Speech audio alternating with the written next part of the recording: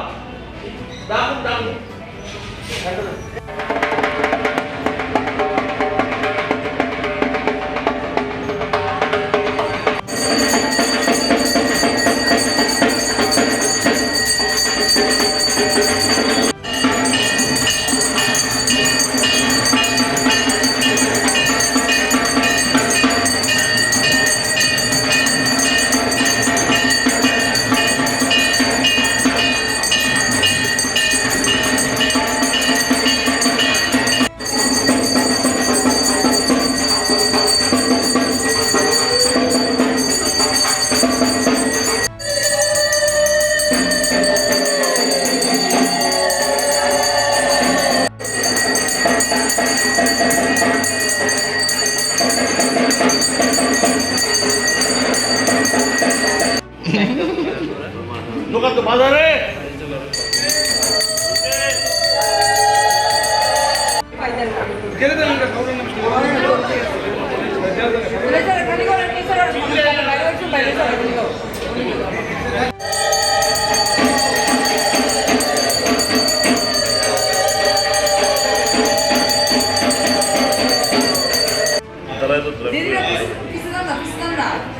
দিদি পিছনে আপনারা পিছনে যে মনে যায় ওটা শোনেন।